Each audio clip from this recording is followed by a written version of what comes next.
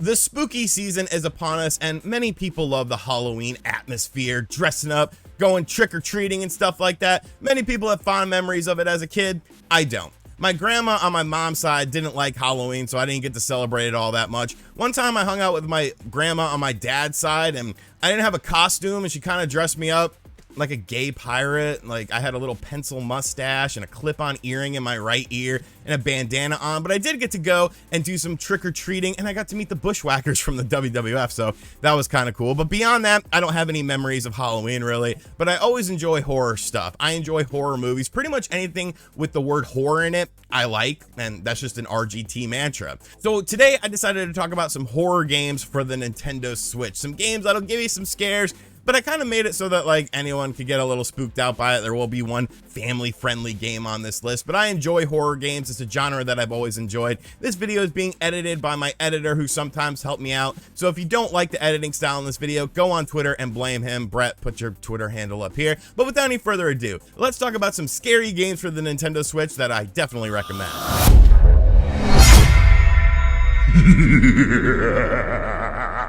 The first game we're going to talk about on this list is Fatal Frame: The Maiden of Black Water. Now, this game originally came out on the Wii U, and it was a download-only game. It took up a ton of space on the Wii U, but I absolutely loved this game. So to see this game come to the Nintendo Switch and other platforms was a big win in my opinion, because the Fatal Frame franchise is actually super good, and it kind of flies a bit under the radar. It's based more on Japanese horror. You have something called the camera obscura, which basically allows you to take pictures of the dead, and the dead are trying to attack you. They're spirits, apparitions, whatever you want to call it. But I think Fatal Frame: Maiden of Black Water does a really good job at setting a very creepy atmosphere, and the story is usually pretty dark and it's pretty twisted, which I really enjoy about these games. I think the graphics still definitely hold up today. It's still a fantastic looking game with nice visual effects, and it's just a really fun game overall. It still is a download only game for if you live in the United States. You can import a physical copy, but regardless of how you play it, Fatal Frame: Maiden of Black Water is definitely one of the spookiest games on the Nintendo Switch,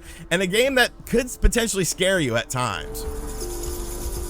The next game on the list is something that I will be playing around the Halloween season, and that is Friday the 13th. Now, I know what you're saying. Friday the 13th, it's not a good game. Shut up.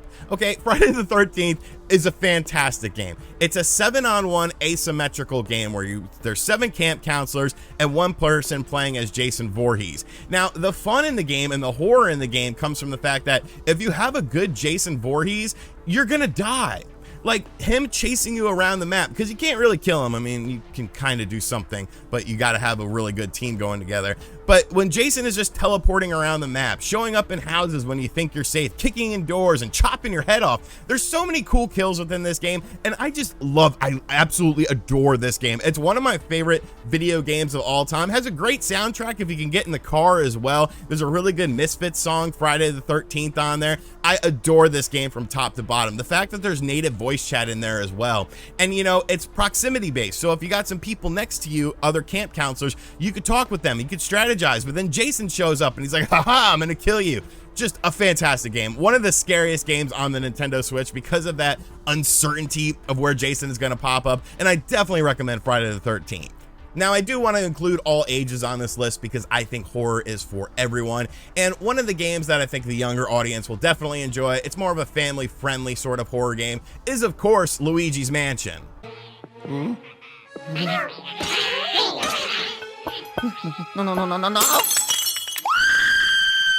Luigi's Mansion 3 on the Nintendo Switch is arguably one of the best looking games. I love the graphical style of this game, and I think it does a good job of being spooky but family friendly at the same time. I mean, there are ghosts, there are boss battles, there are some sort of tense settings that you get put in.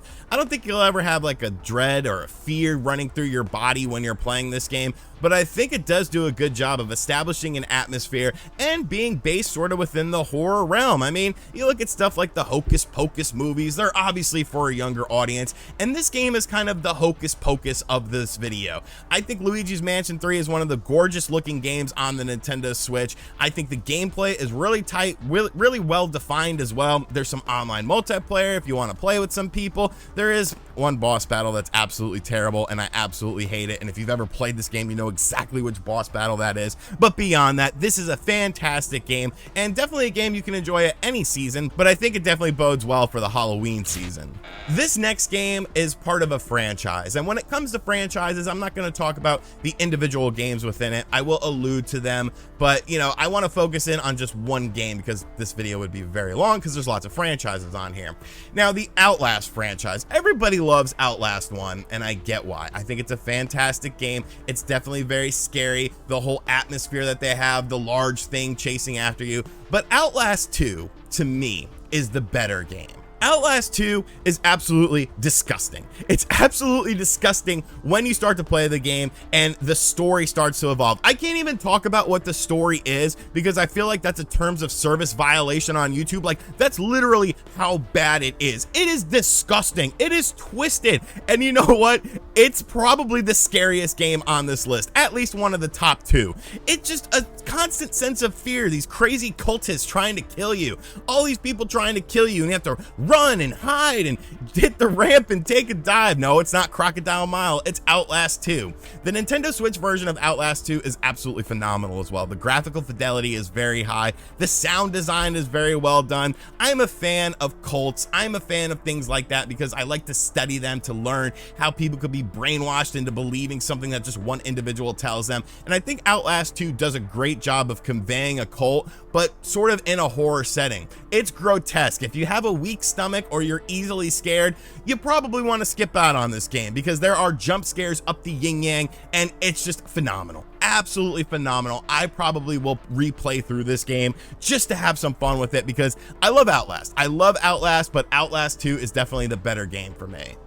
Psychological horror is something that's pretty fun, and I think Layers of Fear, which you can get in a bundle collection, is probably one of the better psychological horror games because it's kind of a descent into madness within the character themselves. Whereas a game like Outlast, your horror is based on the environment you're in. With Layers of Fear, the horror is more so based on yourself and your own mind, which, let's be real, the mind is a terrifying thing if you let it go unleashed. And I think this does a good job of conveying that, you know, the whole painting mechanic of these paintings essentially trying to attack you, and as you're going throughout the mansion finding more paintings and things like that. It's a really sort of unique horror game, I feel, and I feel like the story does a really good job of conveying just an interesting tale of a person's descent into madness. You can get this in a bundle collection that includes some extra stuff as well. That's probably what I would recommend picking up because the additional DLC is really well done, and of course the Nintendo Switch version of this game actually runs pretty well. So Layers of Fear, it's not a game that I played a whole lot, but I definitely recommend it if you're looking for something more a bit based on yourself and just kind of getting in your own head. You know what's scary? Mars. Mars is a weird place, bro. I'm not trying to go to Mars. That seems like a weird place. And if you have a game with demons on Mars, I'm definitely not going to go to Mars. And we're of course talking about Doom. Now, Doom is not your traditional sort of horror game, but I mean, there's just huge demons and, you know, cack of demons and everything's trying to kill you. And I don't know, I just wanted to talk about Doom again because I absolutely love Doom on the Nintendo Switch. Doom 2016/2017, because that's when it came out on the Switch. Just a fantastic game. I don't care what you play it on, you need to play Doom. Doom is awesome. The music is great, the atmosphere is great, there's demons all over the place and you're ripping them apart like you're freaking, you know, it's really a game for Christians when you think about it. Doom is a game for Christians because you are eliminating the demon presence from either the world or Mars or wherever it takes place at the time. So, you know, Christians, play Doom. Jesus will be happy with you, and I'll be happy with you because I love Doom.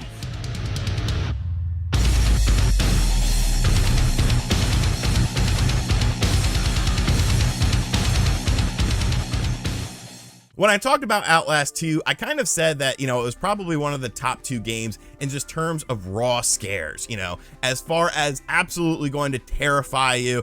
That was one of the top 2 games. But the other game that I would include on that is Alien Isolation. Much like Outlast, Alien Isolation has a brooding creature trying to kill you, but what makes Alien Isolation different is close corridors. The fact that you're on this spaceship and you don't really have a whole lot of places to go, and this face hugger will rip your face off.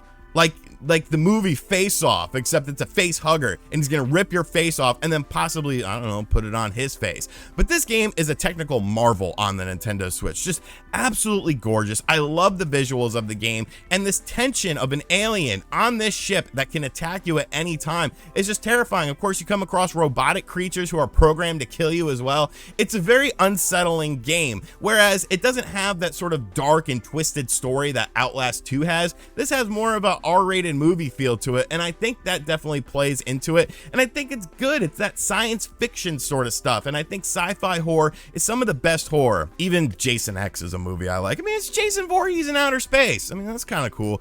Alien Isolation, though, a fantastic game, a game that'll scare the shit out of you. So be warned, because those jump scares, you know, all these games you'll want to play with the lights dim, but if you play this game with the lights off, you're gonna get scared.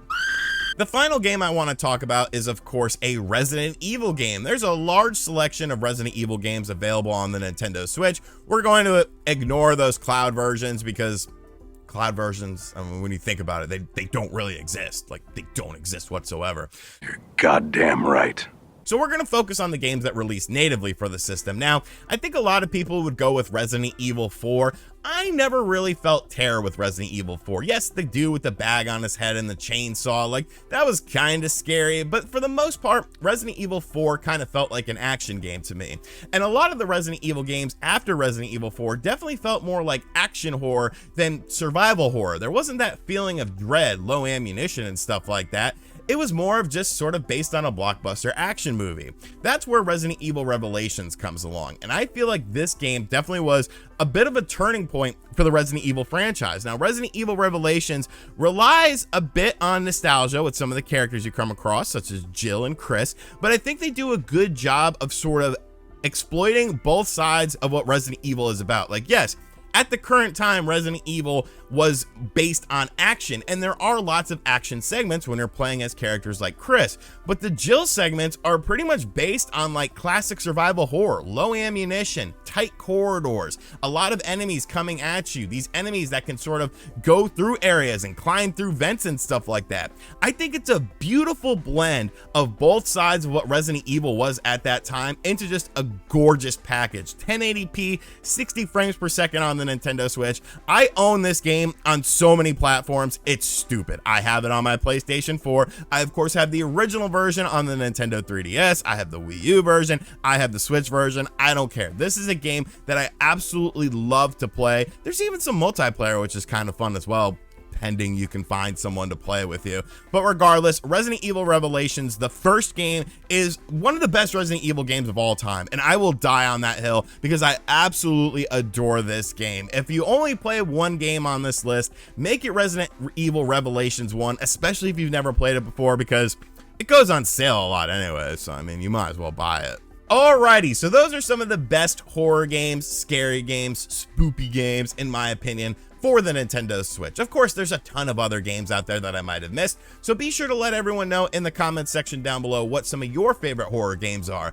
I'll be real with you, some of the Japanese horror stuff is very hit or miss with me, so I didn't really include too much of that on this list, but I do know that there's a lot of people that enjoy those games. So be sure to let everyone know what horror games you enjoy in the comments section and what games you recommend picking up. And as always, guys, thank you for checking out this video. If you are new to the channel, be sure to hit that subscribe button for me. Be sure to like the video, share this video around if you like Halloween. And I mean, if you don't share this video around, my editor's not gonna get paid and his kids will starve. He's got 2 kids.